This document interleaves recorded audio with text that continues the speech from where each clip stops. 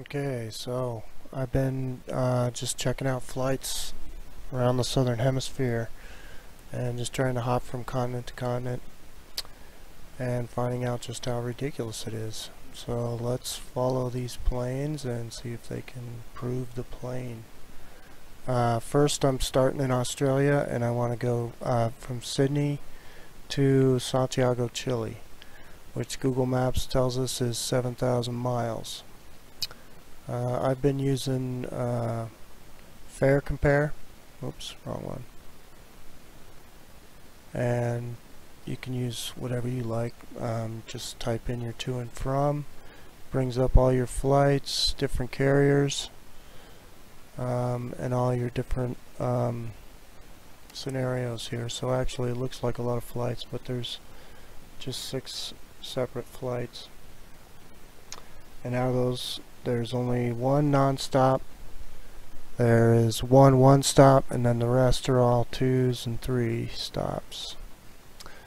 So we'll check out this one, or non-stop, and it says it is a 7,000 mile flight, 12 hours and 40 minutes from Sydney to Santiago, but I don't think this flight ever takes off.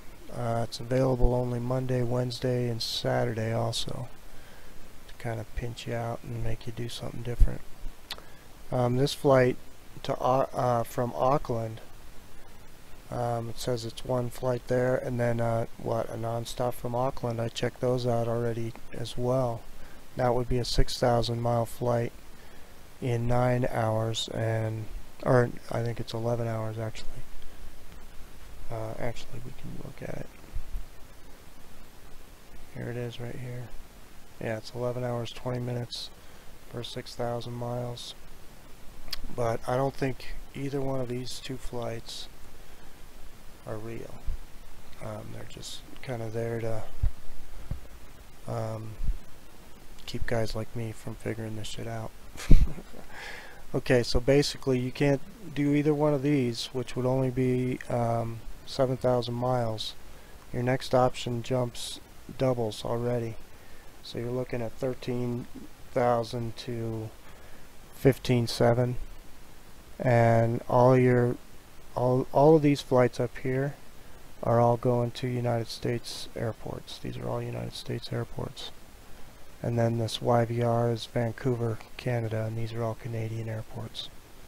So basically, if you can't get one of these straight across flights, then your next options are either United States or Canada, which doesn't make any sense at all.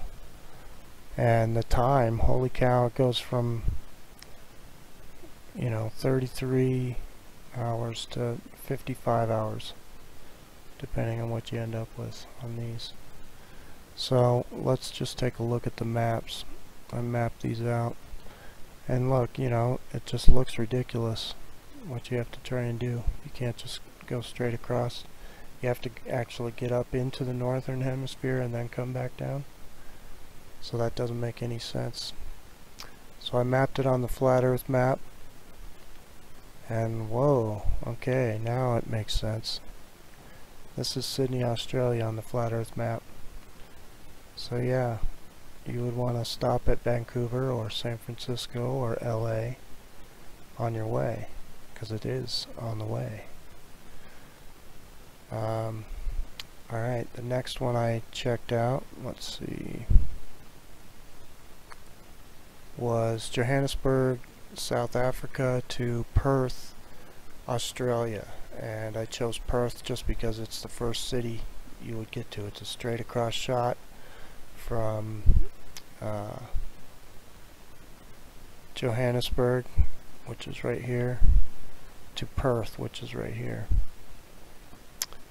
So look at all the flights that came up here, and once again we only have one non-stop, then 2 one-stops from Singapore, and then a bunch from Sydney, which are kind of strange. I'll show you that in a sec here. So let's just go to the maps. Alright, these are the routes they want you to take.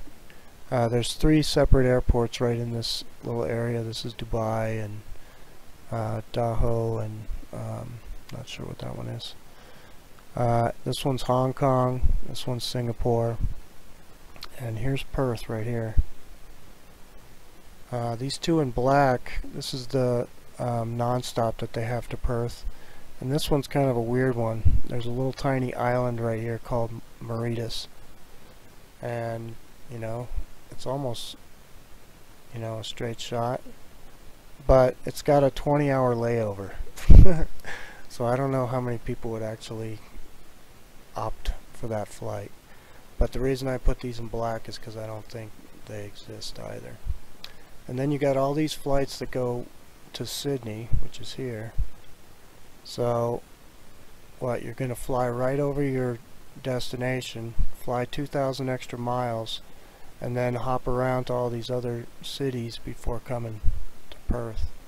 So this is kind of a weird one I can't really figure out yet, especially when you look at the map, the flat earth map. All the other routes make sense because yeah, it's on the way. Here's Perth, here's South Africa, all the stops are on the way.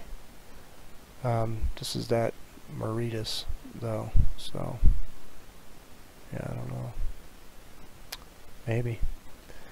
These are all the flights to Sydney, so it still looks like a pretty long shot to Sydney, but who knows, maybe this map isn't even correct, who knows, I don't know. Let's see, the last one I mapped was, I wanted to go from Cape Town, South Africa, to Buenos Aires, Argentina, and these are the routes that they were giving me. And there wasn't, yeah, I could show you that. They don't even have a non-stop, so you don't even have that option to just go straight across. So all of your other options are here. You can go to the London, Amsterdam, Istanbul, Dubai again. But you can't go straight across. And then yeah, there's a couple stops near Rio de Janeiro and another one over here, I can't remember exactly, but yeah, strange. And then I mapped it on this map, and you can see that, you know, they aren't South America is pointing away from the way it looks on the Mercator map, so it's not just a straight across shot like it looks on that map anyways. But yeah, you can see all these flights have to go towards the North Pole first and then down. So there you have it. I encourage you to check it out because you can use any of these other cities around. Even trying to just, you know, I tried to take some shots at just the shortest jump right across, and then you still can't do it. They make you do other things, so you just can't get these straight, easy